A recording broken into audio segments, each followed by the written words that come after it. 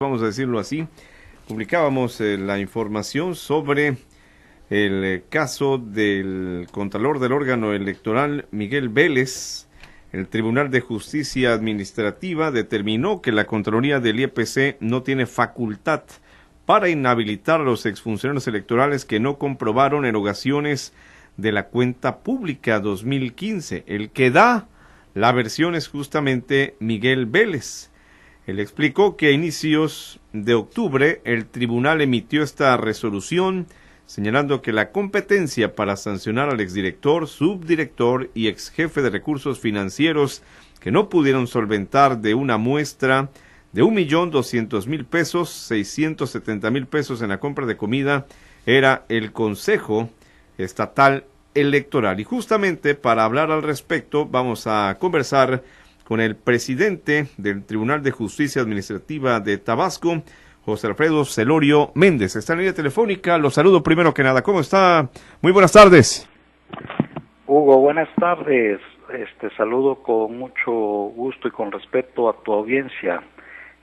A tus órdenes, Hugo. Muchas gracias. Pues tratando de entender un poco más de este asunto, magistrado, entonces, ¿quién tiene la facultad para inhabilitar a los exfuncionarios electorales desde la óptica de esta instancia jurisdiccional? ¿Qué va a pasar con el señor Miguel Vélez? Bueno, por principio de cuenta, Hugo, déjame hacer algunas precisiones. Es incorrecto que el Tribunal de Justicia Administrativa haya determinado que la Contraloría del Instituto Electoral no tenga facultad para sancionar a los servidores públicos. Lo que se resolvió por la Sala Especializada en Materia de Responsabilidades Administrativas es que sí tiene la Contraloría la facultad sancionadora, pero se advirtió en la resolución que emitió el Contralor que no fundó debidamente su competencia, es decir, no señaló con precisión el artículo que le faculta a él imponer esa sanción, que en todo caso es el numeral 381, fracción 17 de la Ley Electoral y de Partidos Políticos del Estado de Tabasco. Y por partida contraria, Hugo, también se detectó que el Contralor trató de sustentar sus facultades con base en lo dispuesto en el artículo 60 de la derogada Ley de Responsabilidades de los Servidores Públicos.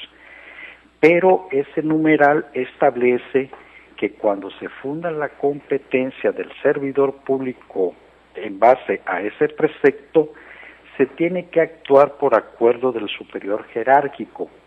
Luego entonces, si él consideraba que con base en ese artículo podía sancionar a servidores públicos, de la literalidad de ese precepto se desentraña que tenía que ser por acuerdo del superior jerárquico, es decir, el Consejo Estatal. Y dadas las circunstancias de que no se allegó al sumario ningún acuerdo del Consejo Estatal donde se le hubiera a él facultado para imponer esa sanción, se consideró que fundó indebidamente su competencia. Pero te reitero, en la sentencia que emitió la Sala Especializada en Materia de Responsabilidades Administrativas, es incorrecto que se haya resuelto que la Contraloría del Instituto Electoral no tiene facultad para sancionar. Lo que se dijo en esa sentencia es que el señor Contralor no fundó debidamente su competencia, es decir, no invocó el numeral 381, fracción 17, de la Ley Electoral y de Partidos Políticos del Estado de Tabasco. Claro, está bien. Entonces, vale la pena decir que la declaración que yo comentaba, que yo compartía, es o surge a raíz de una entrevista que concede el propio Contralor Miguel Vélez. Es a final de cuentas su interpretación, lo que él señala, lo que él ve y lo que siente del fallo de ustedes. Hay otra parte que me llama la atención, magistrado, y la comparto con usted. Sí, claro. Dice el Contralor Vélez que le respondieron que no hay importancia y trascendencia en el asunto. Bueno, déjame comentarte al respecto que en contra de la decisión que emitió la sala especializada en materia de responsabilidades administrativas y que le fue adversa a la Contraloría del Instituto, él interpuso un recurso de revisión. Sin embargo, el artículo 96 de la abrogada Ley de Justicia Administrativa establece que ese recurso procederá cuando, a juicio del titular de la dependencia, el asunto sea de importancia y trascendencia. Esa literalidad no señala que sea el tribunal el que tenga que justificar la importancia y trascendencia del asunto, sino es una obligación para la parte que recurre hacer ante esta autoridad el planteamiento de por qué a su juicio ese asunto reviste la importancia y trascendencia, es decir, por qué constituye el asunto en específico de tal naturaleza que pueda darnos a nosotros la oportunidad de resolver una cuestión novedosa o de, en un momento dado, aportar al mundo jurídico una interpretación diferente a las que se han venido dando. Por tanto, al no haber él cumplido con su obligación de acreditar la importancia y trascendencia del asunto, se declaró improcedente el recurso.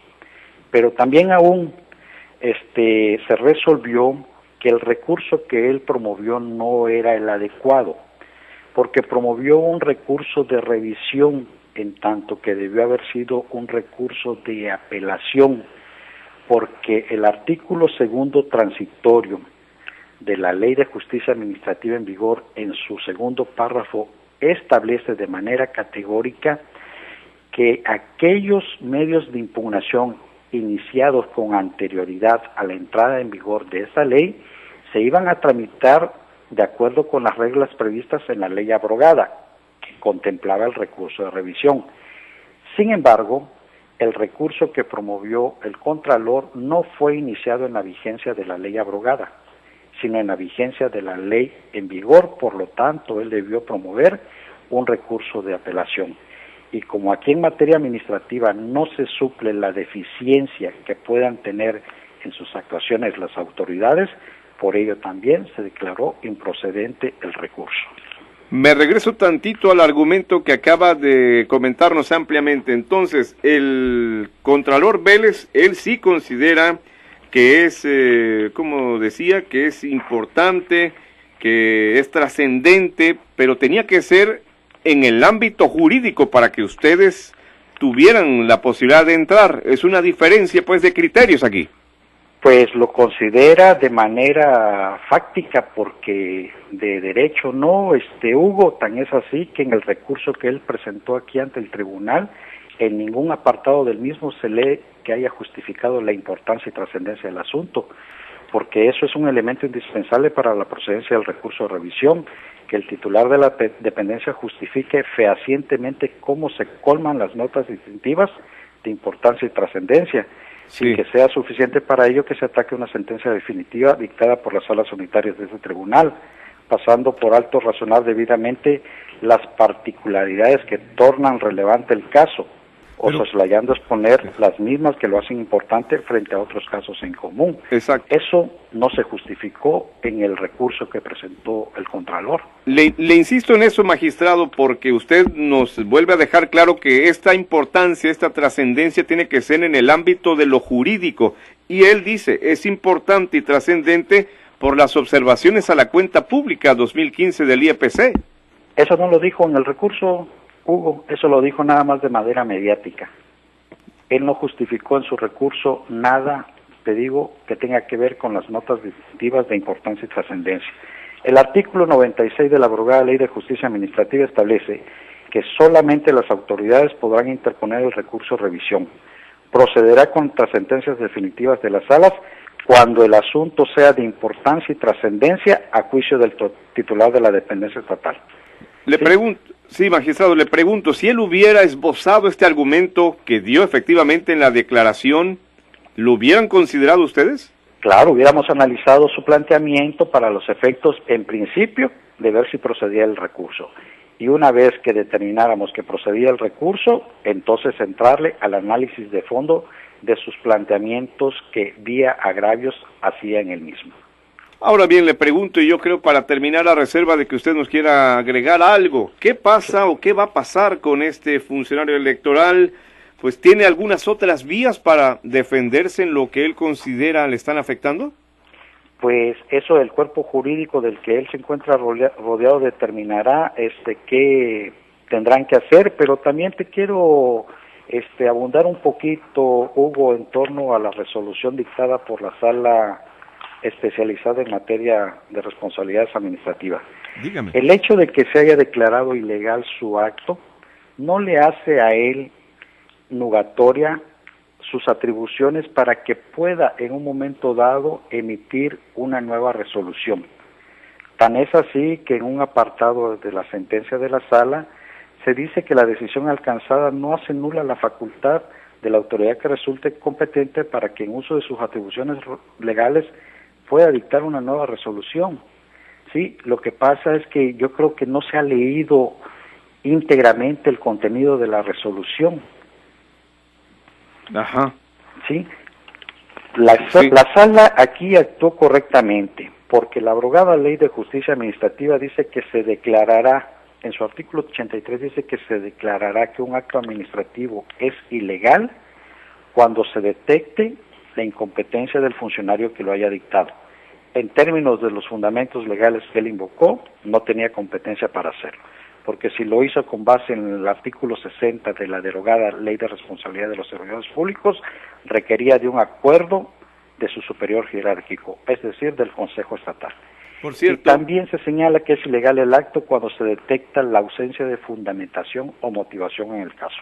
Y te reitero, si el señor no fundó su actuación en lo dispuesto en el artículo 381, fracción 17 de la Ley Electoral y de Partidos Políticos de Tabasco, pues carece de la debida fundamentación y se compartiría en todo caso la decisión alcanzada por la Sala Unitaria en el sentido de que se vulnerarían los dispuestos en el artículo 16 de la Constitución Política de los Estados Unidos Mexicanos, que establece categóricamente que todo acto de autoridad debe estar debidamente fundado y motivado. Si no es así, ese acto carece de los requisitos constitucionales y es ilegal e inconstitucional. ¿Ya ustedes terminaron su trabajo en este caso? Sí, por cuanto hace al tribunal, sí. De acuerdo, pues magistrado, le aprecio mucho que nos ayude a seguir en este asunto. Vamos a estar a la expectativa también de lo que ya se haga por la otra vía que le quede, si es que determina usarla, el Contralor Miguel Vélez. Le mando tus órdenes, Hugo, y saludos a tu amplia audiencia, como siempre. Gracias, muy amable, buenas tardes. Buenas tardes. Es el presidente del Tribunal de Justicia Administrativa, José Alfredo Celorio. Nos vamos nosotros a la pausa, son las 2:17. En Seracom, contamos con médicos especialistas los 365 días.